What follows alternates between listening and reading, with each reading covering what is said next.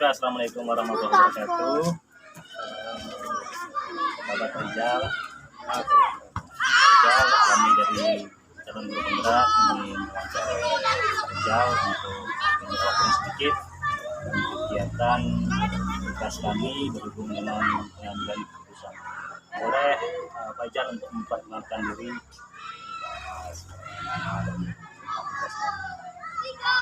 Terima kasih.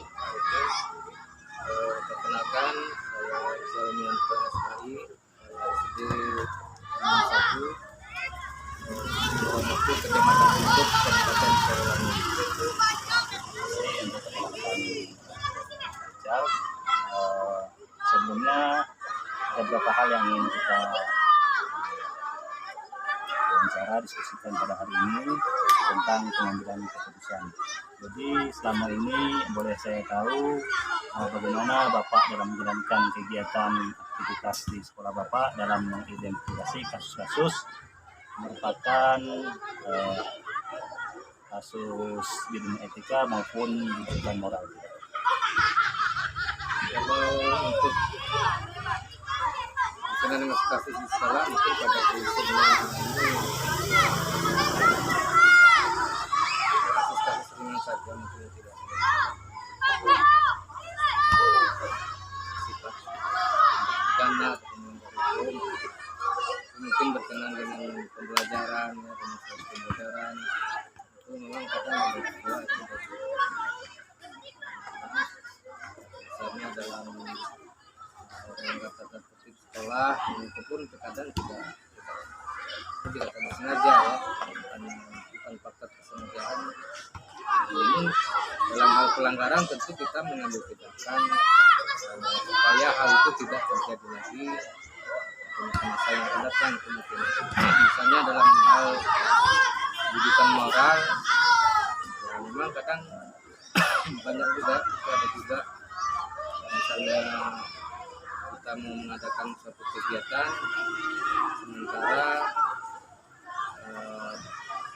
kita belum ada anggaran, tapi dengan inisiatif rekan-rekan usulan misalnya bagaimana menggunakan anggaran sekolah, itu antisipasinya begitu. Itu ada juga.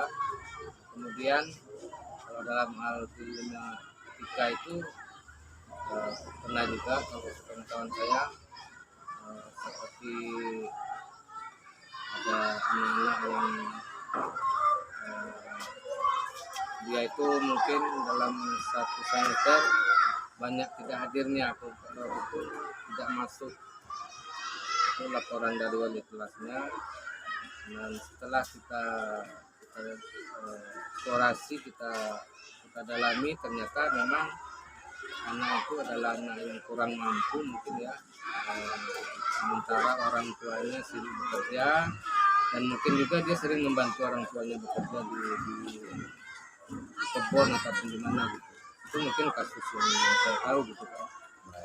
Jadi sudah Bapak mengidentifikasi kasus-kasus yang berhubungan dengan dunia etika dan bujukan moral. Kemudian bagaimana Bapak menjalankan pengambilan keputusan di sekolah yang Bapak pimpin selama ini, terutama kasus-kasus yang dimana dua kepentingan yang sama benar atau sama-sama mengandung nilai kebajikan, Bapak. Jadi bagaimana Bapak itu mengambil keputusan saat kasus itu ada sama-sama mengandung nilai kebajikan. Memang kalau berkaitan kasus yang saya temui memang seperti itu, tadi saya sampaikan bukan pelanggaran atau hal yang dalam hukum atau peraturan, tapi yang sifatnya perlu kebijakan ataupun kebijaksanaan dari seorang pemimpin. Di sanalah dalam mengambil keputusan, dan saya juga tidak mengerti dalam mengambil keputusan itu harus memang keputusan sendiri gitu. Kita berkoordinasi dengan rekan-rekan guru lain apa solusinya yang terbaik gitu. Walaupun semestinya terkadang ya secara ini saya juga bisa istilahnya bisa menetapkan memutuskan ini solusinya, tetapi menurut saya langkah sebaiknya hal itu tetap kita komunikasikan dengan rekan-rekan yang lain. Dan juga kalau memang memungkinkan kasus itu tidak selesai dengan kepala sekolah, kalau masih bisa sampai dengan guru kelasnya, ya kita serahkan saja kepada guru kelas. Seperti contoh tadi ada anak yang jarang masuk ke masuk jam belajar, kita minta kepada guru tersebut untuk menyelidiki mendalami apa sebenarnya faktor-faktor ini. Kalau memang nanti tidak bisa selesaikan, baru kita rembuk sama-sama. Terima kasih. Kemudian untuk selanjutnya langkah-langkah atau prosedur yang selama ini Bapak ambil dan juga yang dianggap efektif dalam pengambilan keputusan yang terkait dengan dilema etika itu. Langkah-langkahnya itu tadi pertama kita tetap koordinasi dengan rekan-rekan sejawat untuk pengambilan keputusan yang lebih baik. Kemudian kita tetap menghadirkan pihak-pihak ataupun orang-orang yang memang di dalamnya harus dihadirkan itu. Jadi kita tidak bisa tidak saja memang selesai siapa sih yang terlibat ataupun pihak-pihak yang ada di dalam persoalan itu kita hadirkan. Kemudian tantangan yang Bapak hadapi dalam pengambilan keputusan yang terkait dengan dilema etika itu menurut Bapak apa saja?